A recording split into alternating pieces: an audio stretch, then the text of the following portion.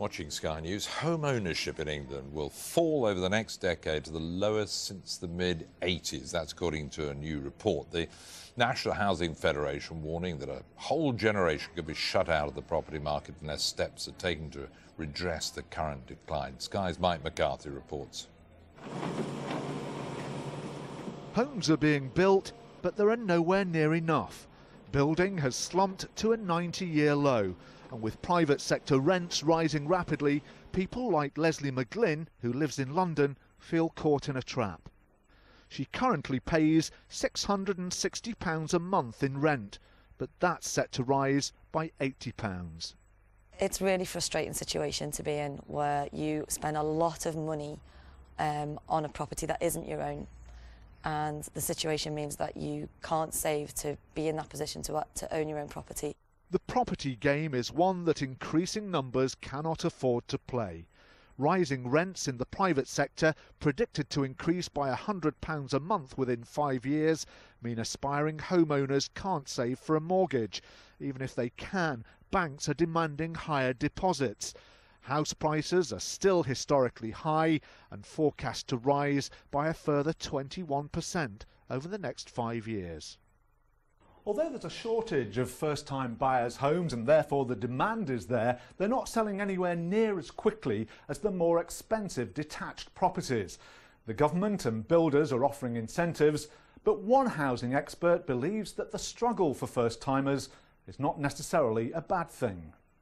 It is hard to get on the housing market, but I'm not sure that we want 21-year-olds to be able to borrow 100% of the value of a house, just about scrape together paying off the interest, because what's that getting?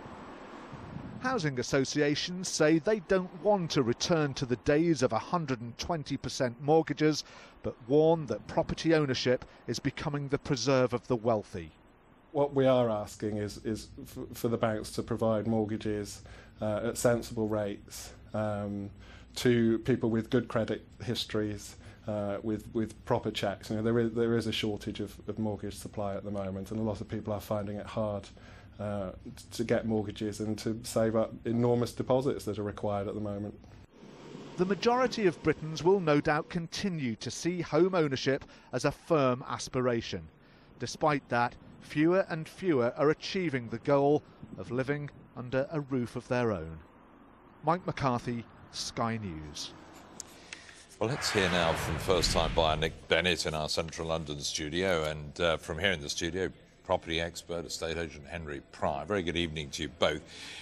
Nick, just give us an idea of what your story is. You're presumably a family man who was hoping to get on the property ladder and is still finding it a frustrating experience. Exactly. You're meant to pay rent because of our situation currently. We can't live at home. We've got a small baby as well, so every spare penny we're putting away, but it's still nowhere near enough for the deposit that's required these days. It just seems like the target's moving constantly. We'll never get there. I mean, have you set yourself a target of when you might get there, or does it ever, every time you think it's within grasp, it gets beyond you, does it? We set a goal out for ourselves, and I think we've got about a third of the deposit required, and we're actually signed up to some of the home buy schemes. But unfortunately, these schemes, there are only a few properties available and none kind of in our area. So it looks like it's back to the drawing board for us. But looking at it currently, it takes another 9 years just to get to our current target, which I assume will move by that time in 9 years' time. Is it that important to buy somewhere? I think in this country there's a lot of pressure on people to own their own properties. I know sort of the rest of Europe it's okay to rent, but especially with having a small child as well, you want to sort of provide for him too. So to own your own property is probably a psychological thing, but it's really important for me. Let's bring in Henry Pryor. I mean, it is pretty grim news. Can you shed any light or any hope or any positivism on it all?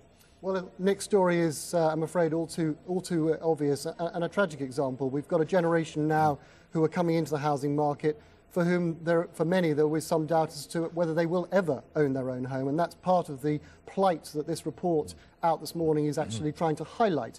What I think is perhaps important that everybody understands, and as Sarah Beanie was talking about in your package earlier, we've actually now perhaps turned a corner in what was very much a nation of homeowners. An Englishman's home was his castle, as we used to say, and now renting is actually cool. People are quite happy to consider renting it as a viable alternative.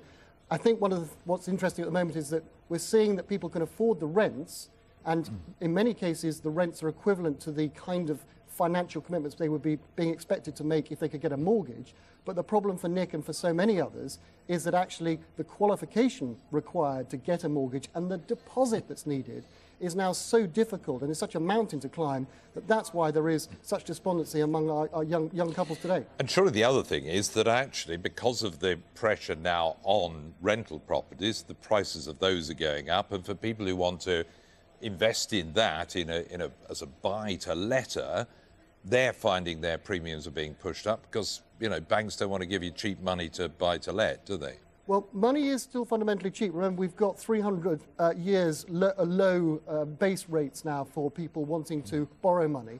The problem is not necessarily the affordability, people's ability to be able to repay these loans. The problem is scraping together the necessary monies in order to be able to qualify. Just to give you as an example, in 2007, just at the peak of the last housing bubble, we saw that people's first-time buyers were having to scrape together about 35% of their annual income in order to put down a deposit to qualify for what in those days was a 95% on average, 95% loan-to-value mortgage. Today, Nick and others like him are having to save 100% of a year's salary in order to be able to qualify for a 75% loan-to-value. And that's the big problem. That's where people are having the issue. But that's largely down to the banks and the other lenders, isn't it, really? They've run scared because they got into such trouble before. And because the government and the taxpayers who the government are obviously trying to protect have told them that that's what they've got to do. They've got to get their house in order. The days of 100% mortgages or 110% mortgages in some cases are now a matter of history for certainly the foreseeable future. And I think that's got to be borne in mind. As Sarah Beanie again was saying, what we're trying to avoid is a repeat of the problems and mistakes that were made in the past, where reckless lending encouraged people to get on the housing ladder at a time when perhaps they weren't financially mature enough to do so. And I think that now that renting is seen as a viable alternative by so many people, we're going to see an explosion of that. And indeed, the government have been encouraging investors, not just the original buy-to-letters, but also private equity, to come in and fill the gap in the private rented sector in order to be able to provide housing to the millions who actually now need it. Nick Bennett, any comfort there as a man who's forced to rent, really, when you'd like to buy? Are you going to have to resign yourself to renting? Unfortunately so, yeah, for the time being. I mean, we're currently looking at somewhere slightly cheaper that may give us more sort of expendable income that we can actually put towards deposit, but I'm not going to hold out any hope. And 9 years to save up to buy for a deposit if you were going to buy. Well, Nick Bennett, thank you very much. Tony, it's your story. Henry Pryor from the estate agent's end of it as well. Thank you both very much. At least hopefully you're wiser, even if you're no nearer to buying a house.